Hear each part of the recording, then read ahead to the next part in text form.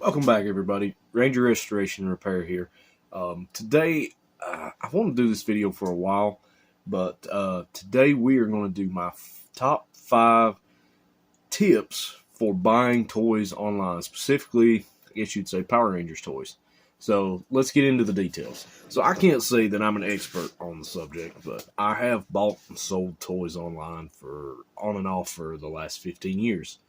So I have a little bit of experience with it. I'm a member of a lot of buy and sell groups, and in all honesty, at least once a week, I see that someone is getting scammed in one of these groups. There are people out there that they have nothing better to do than to take your hard-earned money and just burn you. So some of the things I've put together on a list today are the things to help you out, to keep your money safe, and more than anything, keep it either in your pocket or have it going towards your collection. So let's get started. The first thing I want to say, my first tip is more than likely, if it sounds too good to be true, it probably is. I'm not saying that you can't find really good deals out there. Sometimes ridiculous deals. I find them myself occasionally. But that should be a warning, a red flag right off. If you see something that looks too good to be true, it probably is. If you still feel like chasing after that rabbit, go ahead. Ask questions, find out, get details, get a name and a timestamp on it. When they send you pictures, make sure that you get something showing that they are actually in possession of the item. Ask for lots of pictures. But yeah, like I said, you can come up with some good deals like that. Sometimes people don't know what they have.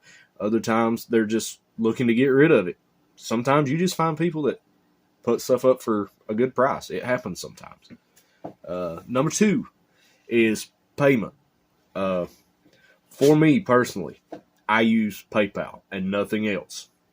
The reason I say that is I have had a lot of issues with people that have tried to burn me, scam me on stuff, run into issues with either shipping or just not getting my items or only getting part of the items I've ordered. PayPal has always been great for me. As long as I have my, as they say, ducks in order, I have all my details and my stuff put together to hold up my end of the case, showing that I was in the right and the seller was in the wrong, PayPal's always come through for me. If anyone asks for Cash App or Facebook page, Facebook Pay, for me, that's a red flag. Nope, I'm done, I'm out. And personally, I would suggest the same thing. There are other ways of pay like Venmo.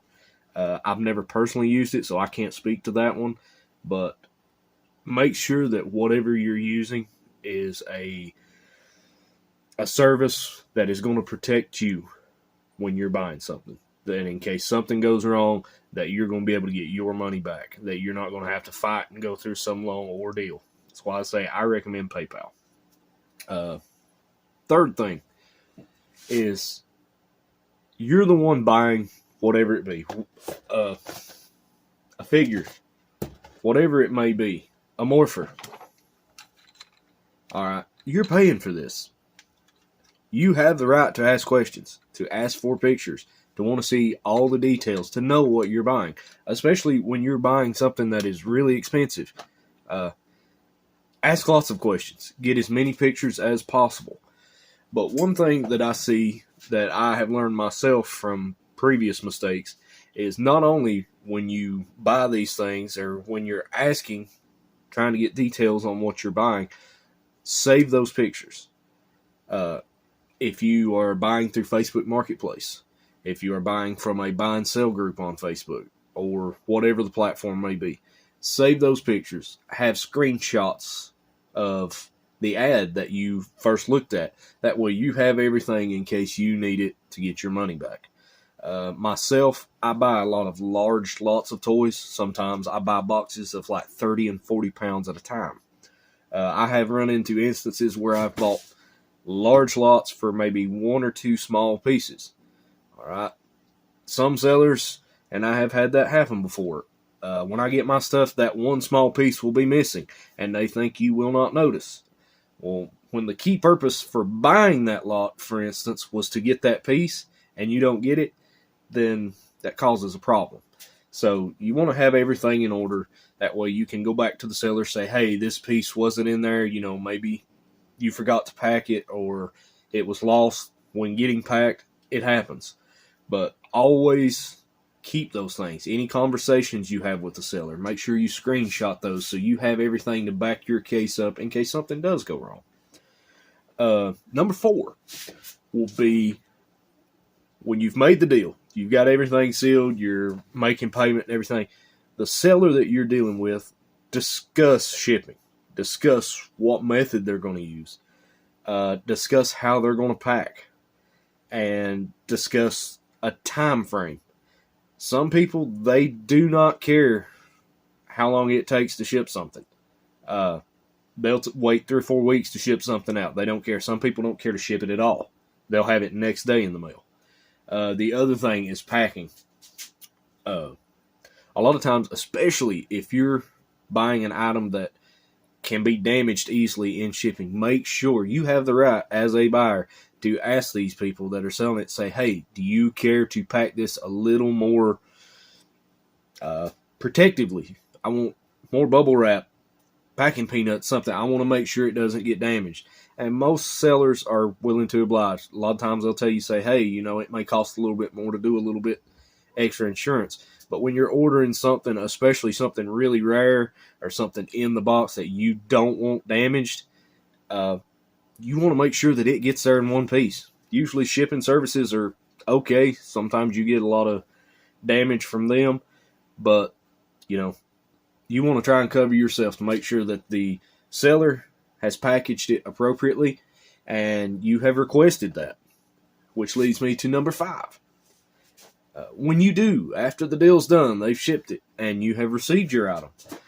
My best advice on that from previous experience, when you get that item in the mail, go ahead, when you get it out of the mailbox or whatever, if you've got a phone on you, snap a couple pictures. Because I know I deal with the United States Postal Service a lot. They want pictures of everything if you have to file a claim. I take pictures outside of the package as soon as I open it to show how it was packed. And then when I get it out, especially if it looks like it's damaged when I pick it up, if it's in the mailbox or at the post office, make sure you've got pictures of that damage before you ever open it.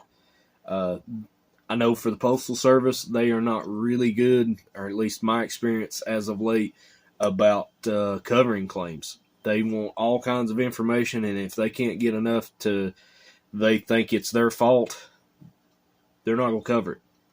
So make sure that you inspect everything, you have pictures of everything, whether you're reporting to them or back to the seller or eBay or whoever it may be.